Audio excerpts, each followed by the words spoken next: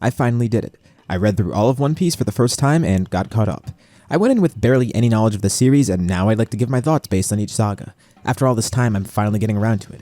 I know I'm kinda late, like 1,000-something chapters late, but still, now I've joined the party. Obviously One Piece is a long series, so I wasn't sure how to split this video up. Doing it all in one video would take way longer to make, so instead, I'm gonna make this a mini-series where I split it up by each saga. That way, instead of you guys waiting months for one long video, you can get more frequent short ones. Plus, it's more organized. I promised to do this as part of a 10K special, and my channel did hit 10K, so thank you all for subscribing. And if you're new here, consider joining that. So I actually caught up about a few months ago. I wrote down my thoughts on each saga during the process, and I just kinda had it on the back burner. So while it took a bit of time, just remember, these opinions are my first impressions that I've written down, and I'll also give my current perspective based on any thoughts that have changed. Anyways, we could finally begin the One Piece review. And as awkward as it is to admit and start out on, this series took a while for me to get into. I picked it up in late 2022, and then had periods where I just forgot to read it or just lost interest. I probably dropped it or forgot it about 5 times. But I kept going back because I heard such great things, and I've heard that for some people, it takes a bit longer to click. There were some things that interested me, but overall I wasn't really feeling it at first. One Piece isn't just long as a whole, its individual sagas are longer than most series. Normally if I see promise in something that I might enjoy, I'll give it 2 sagas before I fully drop it, which is rare. Like by that point most series will have me get into it. So with One Piece, I decided to read the entirety of East Blue first, and if I didn't enjoy it by the end, I'd drop it. This isn't to say I hate the start of it, especially in retrospect, I appreciate it much more than I did originally. But also, take this as proof that even if you think One Piece starts slow, trust me, give it a chance. I know some people who loved it right away, but apparently it's also a pretty popular assumption that it clicks for most people once Arlong Park rolls around, which is pretty much exactly how it went for me. Your mileage may vary. This saga in particular is weird for me to review because of that context. It's basically the barrier of entry for the series, and my first impressions on it weren't as great as my impressions on it now. But again, these are just first impressions. I think with the grand scope of the story, it makes sense that the first saga feels a bit at points. It's sort of a slow build-up in my eyes, and this series is an investment. Like I said, in comparison to other manga, there's so much to unpack within the first saga alone. This is 100 chapters, 12 volumes worth of content, and there's so much that it has to set up too. It's also part of why One Piece's world building feels so great. The world actually feels alive. And that's why hindsight is 20/20 here. Looking back at it with that context, I could see why it went this way. The start of it is much less bombastic, especially because a big part of it is just building up the main cast first. The whole purpose of these first few arcs is to introduce you to the cast and the world, and let's be honest, very few series will have an astonishingly great first arc in my eyes. For example, I just caught up to Undead Unluck. It's probably my favorite ongoing series in Shonen Jump right now, but as much as I think that story's a masterpiece, it didn't click with me in the first saga. It took a bit. Hell, you guys know Dragon Ball is a series I hold very dear to me, and in that story I didn't like the first saga much either. It would be easier to name the few that I didn't feel this way about. Hunter. Excuse me.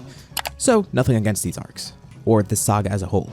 Now let's break it down chronologically and go through each arc in this saga, starting with Romance Dawn. By the way, be sure to drop a like on this video, it does help out the channel a bunch, and it shows me there's interest to continue this review series. It does take a good amount of work. Not really much to say about this at first. It's the introductory arc, and it sets out a good job of establishing who Luffy is and what his goals are.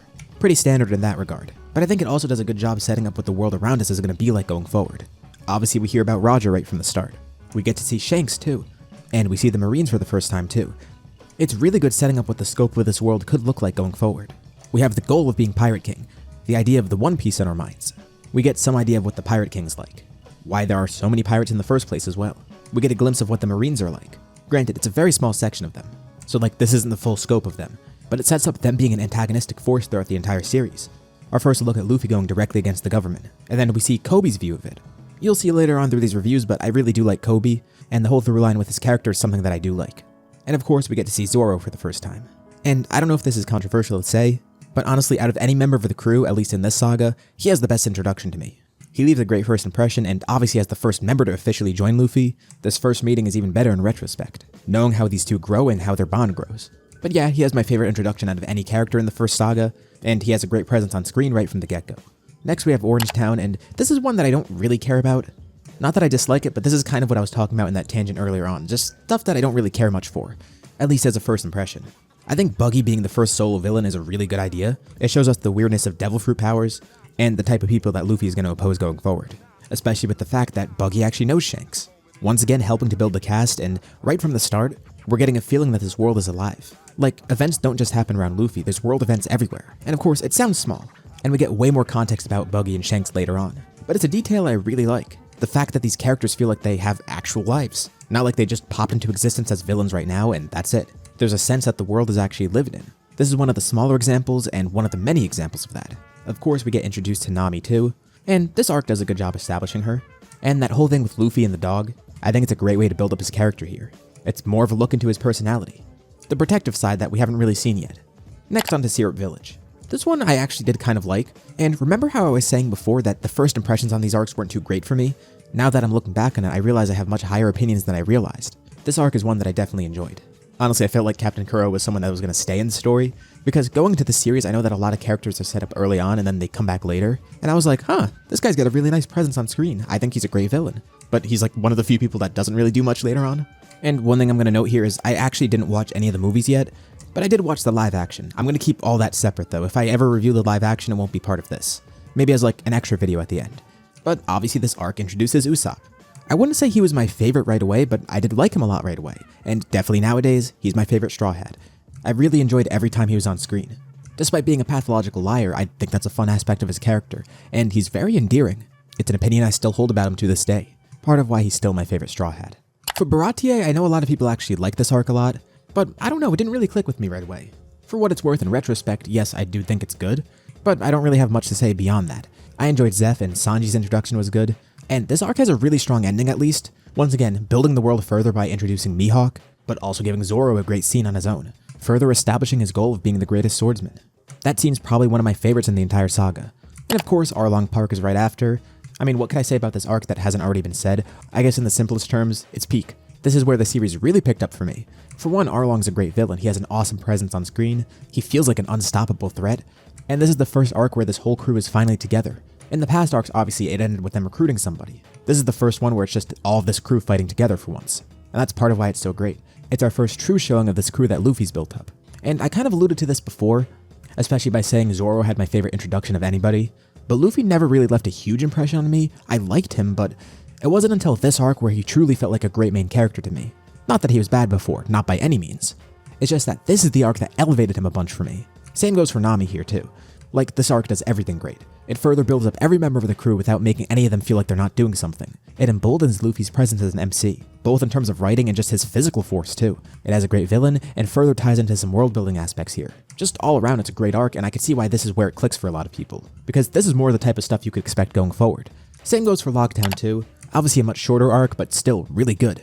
It's our first look at Smoker and Tashigi, who obviously will show up later on, and they're two characters that I love. So it's a great introduction for them and further establishes the Marines. Mainly through Smoker, who gives us an idea of what we could expect going forward from the Marines. You know, the whole hierarchy of them, and then the fact that there's stronger ones out there and not just fodder characters. Like actual antagonistic forces that have great presence on screen. Obviously it establishes Dragon too, who I can't really say much about right now. Buggy and Alvida return, which is pretty funny. And the whole thing of Luffy about to be executed the same way as Gold Roger is just awesome. This is also another one of my favorite scenes from the saga. And it's a really great ending to the saga as a whole. In retrospect, I'm thankful that the saga took this much time and gave it this much room to breathe, because one thing you'll see through my reviews is my praise for One Piece's world building. I mean, obviously everyone praises it. It's been talked about to death for a reason, and even despite that, it's something I still want to make a separate video essay on someday, just to establish my love for it. Zoro and Usopp clicked immediately for me, Luffy took a little bit longer, same for Nami too, and I think Sanji had a good introduction, but I know some people might not like me saying this, but you'll see my opinion of Sanji change a lot through this story. We'll talk more about my thoughts on him in other videos. At least for his first few arcs in this saga, yeah, I liked him a lot. It might sound weird to say, but I love chef characters. That's my favorite aspect of his character. I like how he only fights by kicking. And he's pretty cool and charming to begin with. And I'm sure you can all guess why, but his character has a lot of ups and downs for me. He probably would have been my favorite character in the series if it weren't for a few other things. But that doesn't apply to this saga, so I'll just say, yeah, I liked him a lot here. Especially with the scope of the series and how much is set up here, in retrospect, I don't mind the saga feeling the way it does. I know that explanation at the beginning of the video might have sounded doom and gloom, and it sounded like I was going to have a negative outlook on this, but no, it just felt a little slow for me. But looking back, I realized there was a reason for that, and it was great. Like, yeah, even though it took a little bit for me to actually get into the series, there is a reason I kept going back, and I think that's a testament to how great it is. Oda clearly knew what he was doing here to begin with, and it looks like he had so much planned out from the get-go. Knowing how everything's set up here pays off later on, it actually changed my view on a lot of aspects of this first saga because I'm not just viewing it in a vacuum anymore, I'm viewing it in the context of the series later on. Like everything with the Marines, everything with the Devil Fruits, Shanks, Mihawk, Dragon to an extent, the growth all these characters go through, Sanji's family. There's so much stuff we get introduced to later on that applies here, and this saga is probably the best way this series could be introduced to us. I've kept mentioning scenes that I like, and one other scene that I really love is in Logtown, when the Straw Hats all put their feet on that barrel. Reading this makes me feel like I'm actually part of the crew, like we're about to set out on some big adventure. This is just the beginning. Things are about to get way more grand from here on out, and that's exactly what happens.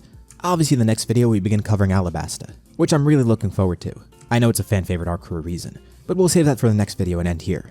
Thank you all for watching, and I'll see you on the next video.